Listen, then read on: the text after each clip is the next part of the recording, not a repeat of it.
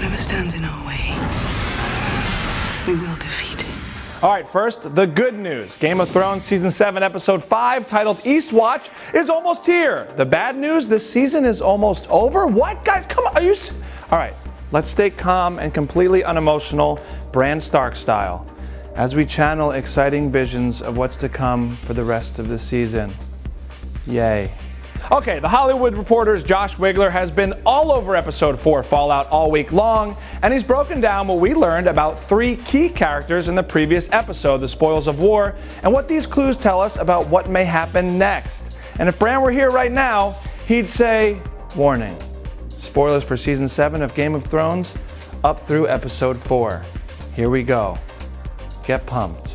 First up, our lone wolf has finally come home.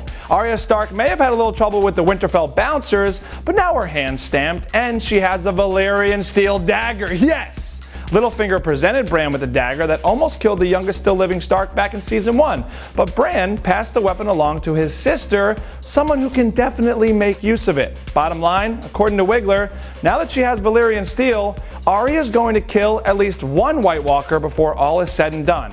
It is known, and it is groovy. Other options to eat the pointy end of the super weapon?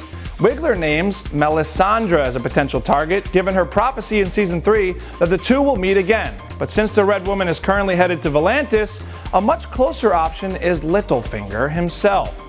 Writes Wigler, it was his dagger originally, by his own assertion, and there are some who speculate he was the one who sent the assassin to kill Bran in the first place. We've already seen Arya stare down the slippery Baelish last episode. On a personal note, I really hope that happens. Is that okay if I say that? Okay. Next up, what does the future hold for Theon Greyjoy? As he said last episode, he wants Daenerys' help to save his sister Yara, but can he? Should he? Will he just, stare at her being captured, do nothing, and jump off a boat again to only save himself? I mean, come on, Greyjoy, what the heck? Actually, thanks Josh Wigler for calling out many like me who just want to rip on Theon for not having the Iron Islands to save his sister. It's easy to mock the man for jumping overboard, writes Wigler. It's much harder and much more rewarding to open your heart to Theon's past experience, and why those horrible memories would override any instinct for bravery in such a harrowing moment. So where does Theon's future lie? According to Wigler, it's in the north, like in the books. As of the end of the most recently published novel, A Dance with Dragons, Theon remains very much up in the thick of the north, reunited with his sister.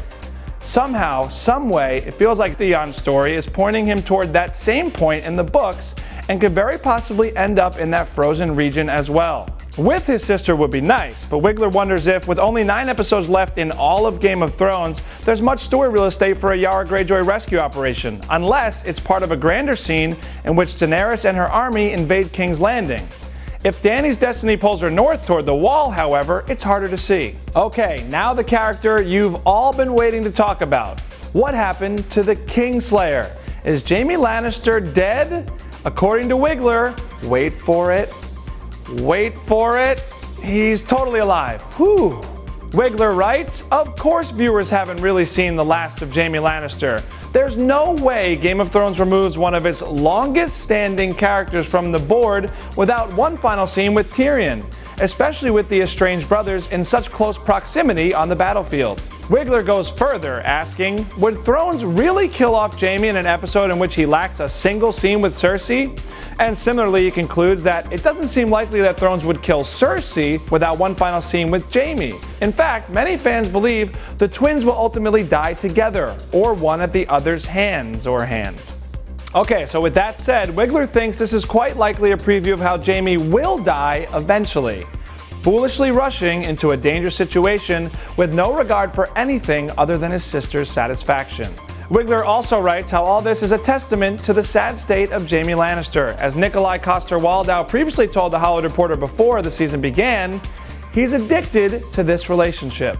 So, the Kingslayer verdict as of now, according to Wigler, that addiction will very likely get him killed eventually, just not today. Meanwhile, in newly released HBO photos from the upcoming episode Eastwatch, there's no Jaime in sight, but we do see his beloved brother in multiple pics. Yes, Tyrion is front and center in 3 of the 8 photos. We already saw his look of horror as he witnessed Daenerys incinerating the Lannister army.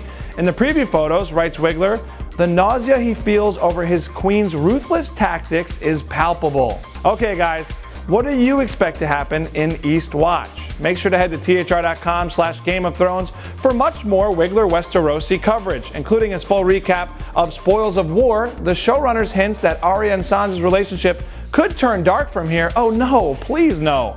Why Bronn is the man. I mean, do you really even need to ask that? Seriously. And an in-depth interview with director Matt Shankman about bringing the epic dragon battle scene to life. Now that you're up to date and you have some things to think about, let me know what you're expecting for episode 5 down in the comments. And we'll see you next week to do this all over again.